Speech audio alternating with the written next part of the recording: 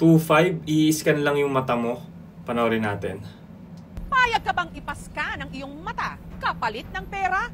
Yan ang pinilahan kamakailan ng mga tiga-Bulacan. Pero may iba, kunu-question kung hindi ba yan paglabag sa privacy ng mga tao. Para saan ba talaga ito? Sitwasyon po ngayon dito sa Plaridel. Halos hindi na matanaw ang dulo ng pila sa dami ng dumagsak kamakailan sa gym na ito sa Plaridel, Bulacan. Yan po, ang loob po. Pipila po sa loob yun.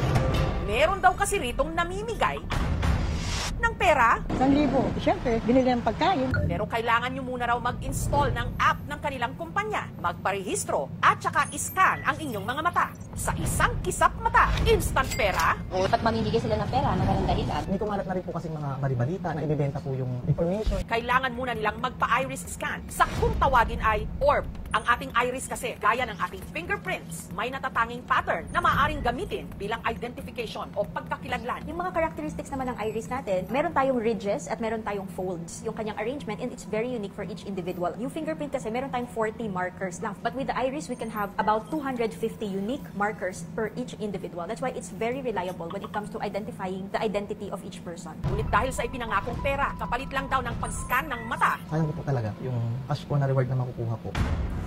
itinuloy na nila ito ng pikit mata. Kaya nyo rin po ako magpa-verify. Pandagdag din sa gasto sa pamilya namin. Isa-isa na silang sumalang sa orb. High-tech po talaga siya. Ang naramdaman ko, baka din po lumabo yung mata o magkaroon ng irritation. Pero hindi raw nila agad natanggap ang ipinangakong pera. 24 hours po siya bago makuha yung pera. Ang kanila pala kasing reward, cryptocurrency o digital currency. Bawat token may katumbas na halaga na kailangan muna nilang i-convert bago maging cash.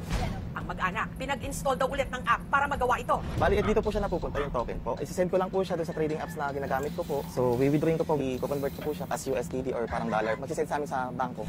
At nung i-convert daw nila ang natanggap na token sa kanilang app, Nakita na po namin yung pera namin sa cellphone namin. Ito na peso na po kada isa sa kanila nakatanggap ng mula 2,100 hanggang 2,500 pesos. Legit na legit po, 100% po. Kami makukuha po talaga yung cash dito. At meron pa raw silang dagdag na reward na makukuha kada buwan sa loob ng isang taon.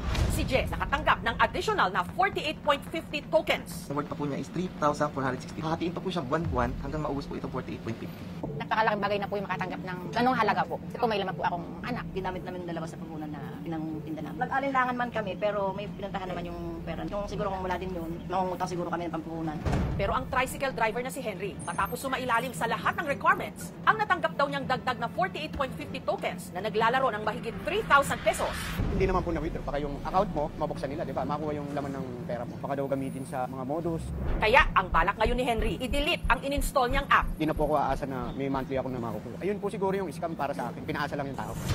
Ayon sa aming pagsasaliksik, ang nasa likod ng proyektong ito, ang World na inilunsad July 2023. Ang isa sa mga nagtatag nito, ang CEO o Chief Executive Officer ng kumpanyang OpenAI na si Sam Altman. I hope that a protocol like World will be an interesting way that people can transact with each other with AI systems. Mula nung inilaunch ang World, milyon-milyon na raw ang nag-sign up para ipascan ang kanilang mga iris, kapalit ng isang digital ID at libreng cryptocurrency o yung token na pwedeng ang papalitan at gawing pera.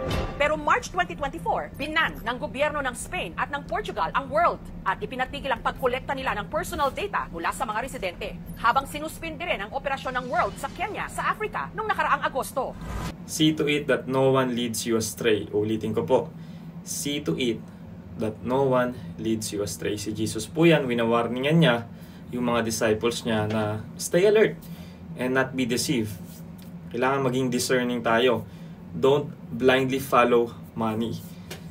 2.5 po, sobrang nakakatempt, lalo na kung talagang nangangailangan ka, di ba?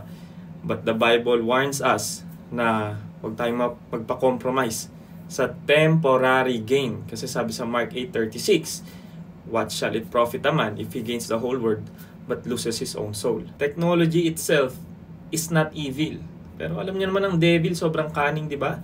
The enemy can use systems or yung mga incentives na yan, yung mga pera na yan, to manipulate people and to deceive people. A prudent person foresees danger and takes precautions. The simpleton goes blindly on and suffers the consequences. Malaking chance talaga na gagamitin talaga yan. Hindi naman magbabayad ng pera yan kung wala silang mapapala. Tsaka yung iris natin, napanood nyo naman, di ba? Unique yan. At alam nyo, papunta na talaga tayo doon. Kung binabasa nyo lang yung Book of Revelation, di ba sa Revelation 13, yung about the mark of the beast, No one could buy or sell kung wala kang mark of the beast.